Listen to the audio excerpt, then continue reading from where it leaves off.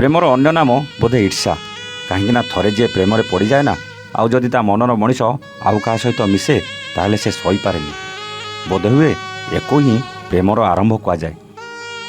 କିନ୍ତୁ ଇଏ କ'ଣ, ପ୍ରତୀକ ତ ଇତିକୁ ମନ ଦେଇଥିଲା ଆଉ ତାରି ପାଇଁ ଏ କଲେଜରେ ଆଡ଼ମିସନ୍ କରିଥିଲା। ଇତିର ପ୍ରଥମ ଦେଖାରେ ପ୍ରତୀକ ଯେମିତି ପାଗଳ ହୋଇଯାଇଥିଲା। ହେଲେ ଏବେ ତା ପୁରୁଣା ସାଙ୍ଗ ସ୍ୱାତିକୁ ଦେଖିଲା ପରେ କ'ଣ ତା ମନ ବଦଳିଗଲା? ଇତି ଅପେକ୍ଷା ସ୍ୱାତି ସହିତ ବେଶୀ ମିଶିବା ଆରମ୍ଭ କରିଛି ଆଉ କ୍ଲାସ୍ ବନ୍ଦ କରି ଗଛ ମୂଳରେ ବସିଛି। ଇତି ଦେଖିଲା ପରେ ଈର୍ଷାରେ ଜଳି ଯାଉଛି ଆଉ ରାଗିକି ପଳେଇ ଯାଉଛି। ଆମର ଏ କାହାଣୀର ମୋଡ଼ କେଉଁ ଆଡ଼କୁ ଯାଉଛି ଜାଣିବା ପାଇଁ ଆସନ୍ତୁ ଆରମ୍ଭ କରିବା ଆଜିର ଏ କାହାଣୀ।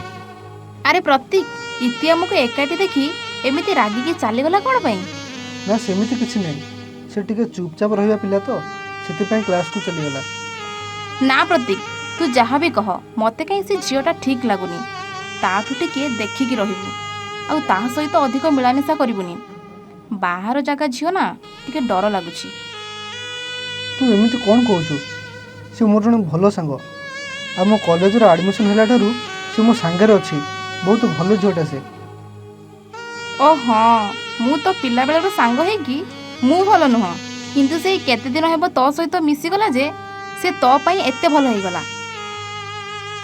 ଆରେ କେତେ ଦିନ କ'ଣ, ସାଙ୍ଗରେ ସମୟ ନଥାଏ ବୁଝିଲୁ। ତୁ ନା ପ୍ରତୀକ ସବୁ ଭୁଲିଗଲୁ। ଆମେ ପିଲାଦିନେ କେତେ ଖେଳୁଥିଲେ, କୁଆଡ଼େ କୁଆଡ଼େ ବୁଲୁଥିଲେ। ଆଉ ତୋର ମନ ଅଛି, ଆମେ ଖେଳିବା ବେଳେ ତୋ ମାମା କହୁଥିଲେ ବଡ଼ ହେଲେ ଆମର କାଳେ ବାହାଘର କରିଦେବେ। ହଁ, ମୋର ସବୁ ମନେ ଅଛି। ହେଲେ ଫରକ ଏତିକି ଯେ ସେତେବେଳେ ଆମେ ସାନ ଥିଲେ ଆଉ ଏବେ ବଡ଼ ହେଇଗଲେଣି। ଏକଥା କ'ଣ ମୁଁ ଜାଣିନି କି? ମୁଁ ବାସ୍ ତୋତେ ମନେ ପକାଇ ଦେଉଥିଲି ଯେ ତୁ ବଦଳି ଗଲୁ ବୋଲି। ନାଇଁ ରେ, ତୁ ମୋତେ ଭୁଲ ବୁଝୁଛୁ। ମୁଁ ତୋତେ କେବେ ବି ଭୁଲିନି କି ତୋ କଥାରେ କେବେ ରାଗି ବି ପାରିବିନି। ହେଲେ କାହିଁକି କେଜାଣି ଇତି କଥା ମୋତେ କେହି କିଛି କହିଲେ ଖରାପ ଲାଗୁଛି, ସେଥିପାଇଁ ତୋତେ ସେମିତି କହିଦେଲି। ଆଚ୍ଛା, ତାହେଲେ ମୁଁ ଯାହା ଭାବୁଛି ତୁ ସେୟା ବାହାରିଲୁ। କ'ଣ? ତୁ ଇତିକୁ ଭଲ ପାଉଛୁ ନା?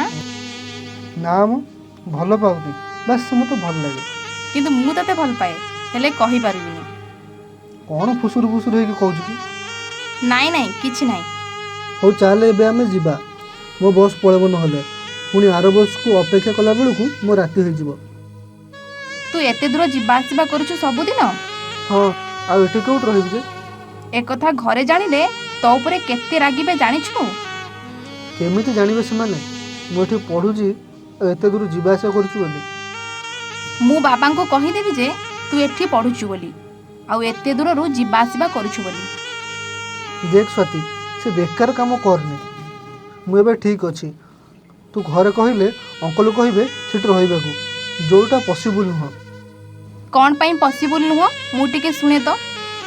ତୁ ଏଠି ରହିଲେ ବହୁତ ଭଲ ହେବ। ଆମେ ମିଶିକି ମୋ ସ୍କୁଟିରେ କଲେଜ ଆସିବା। ନା, ଏସବୁ ଇତି ଦେଖିଲେ ତାକୁ ଭଲ ଲାଗିବନି। କାହିଁକି?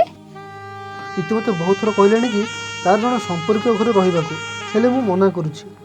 ଆଉ ତୁମ ଘରେ ରହିଲେ ତା ମନ କଷ୍ଟ ହେବ। ହଉ, ତୋ ଇଚ୍ଛା, ମୁଁ ଯାଉଛି ଘରକୁ। ହଉ, ଏବେ ତ ଗାଡ଼ିର ବସେ, ମୁଁ ତୋତେ ବସ୍ ଷ୍ଟପ୍ରେ ନେଇ ଛାଡ଼ିଦେବି। ହଉ ତୁ ଯା, ସ୍କୁଟି ବାହାର କର, ମୁଁ ଆସୁଛି। ଆରେ ଆରେ, ଇଏ କ'ଣ? ଏପଟେ ସ୍ୱାତି ପ୍ରତୀକକୁ ମନେ ମନେ ଭଲ ପାଉଛି ଆଉ ସେପଟେ ଇତି ନାଁରେ ସ୍ୱାତି କହିଲା ବେଳକୁ ପ୍ରତୀକ ସହିପାରୁନାହିଁ। ସ୍ୱାତି ପ୍ରତୀକକୁ ଜୀବନସାଥୀ କରିବାକୁ ସ୍ୱପ୍ନ ଦେଖୁଛି ଆଉ ତାଙ୍କ ଘରେ ରହିବାକୁ କହୁଛି, ଆଉ ପ୍ରତୀକ କେବଳ ତାକୁ ସାଙ୍ଗ ବୋଲି ଭାବୁଛି।